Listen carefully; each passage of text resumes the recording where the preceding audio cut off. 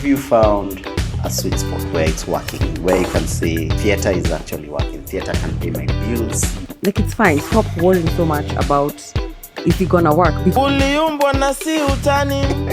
Mtoto wa kike, alama ya Fred unatoa wapi? Alama ya Fred unatoa wapi? Alama ya Fred unatoa wapi?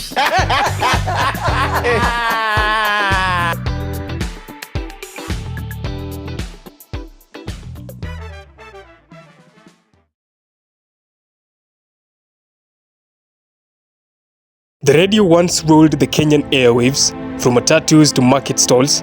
It was the ultimate source of news, music, and conversation. But something is changing. A quiet revolution is happening in Kenya's audio space. Hey, what's up, good people? Welcome back to the channel, where we break down culture, technology, and everything Kenya. Today we are diving deep into a big shift happening right under our noses. Kenyan podcasts are now pulling in more views and engagement than traditional radios and TVs. Why is this happening? What's behind this podcast boom? Let's talk about it. Since independence, radio has been Kenya's most powerful media platform, affordable, accessible, and everywhere. By 2010, nearly 90% of households had a radio. Radio was the heartbeat of daily life. Stations like Radio Citizen, Kiss FM, and Radio Jambo all shaped the culture. Then came the podcast. On demand, uncensored, and deeply personal, podcast began to attract a new, young audiences. We are talking about what people really feel: relationships, politics, mental health, and we are doing it in Sheng, English, Swahili, whatever connects. They talk about real-life relationships, hustle culture, mental health, and even taboo topics. There's a vibe of this could be me and my boy is talking, and that connection is priceless. Podcasts win by doing what traditional radios often never did: having real conversations, neat and unfiltered. Radio has to appeal to the masses. TV has to fit into 30-minute segment, but podcasts, they thrive in the niche. Whether you want politics, football, spirituality, Gen Z dating drama, or entrepreneurship, there's a Kenyan podcast for that. Creators are finding loyal followers by staying specific, and in this age of algorithms, specific sells.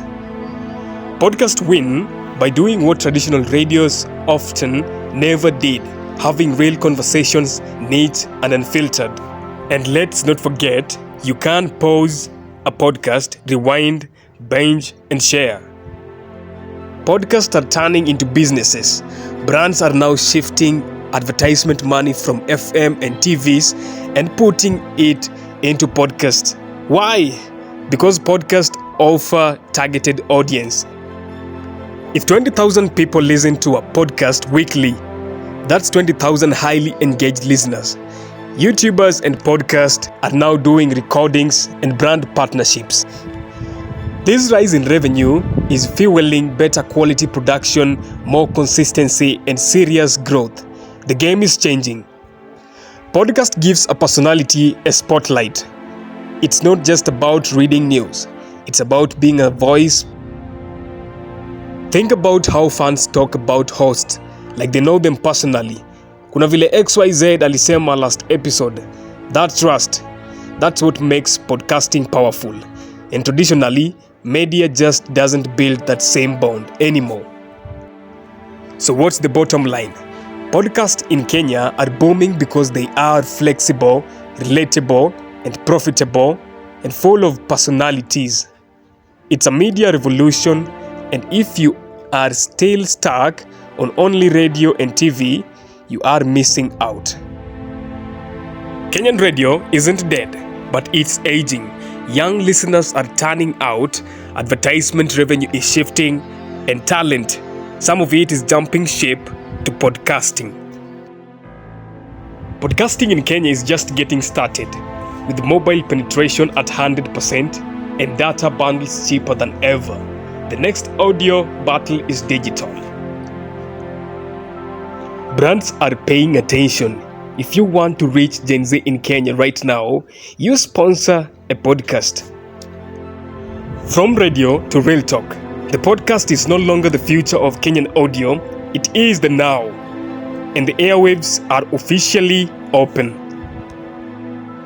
Let's start with the fact we are not listening and watching the way we used to. Gone are the days when everyone turned into the 7 p.m. news or spent hours on FM stations during traffic. Now, most Kenyans, especially the youths, are glued to their phones. On-demand content is king.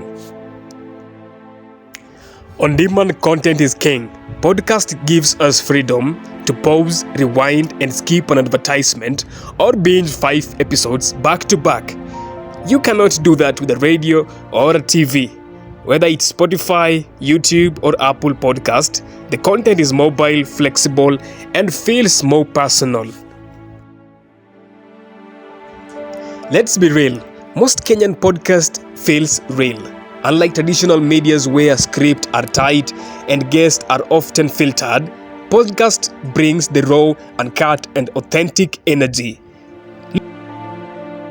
Look at shows like Mic Check Podcast, Legally Clueless, or the Sandwich Podcast.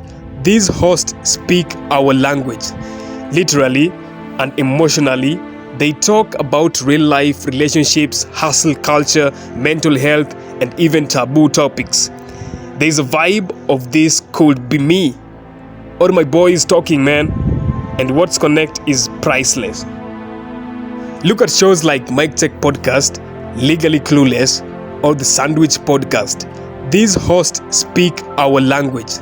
Literally and emotionally, they talk about real life, relationships, hustle culture, mental health, and even taboo topics. There's a vibe of this could be me, or my boy is talking, man, and what's connect is priceless. Are you already into Kenyan podcast? Drop your favorite in the comments.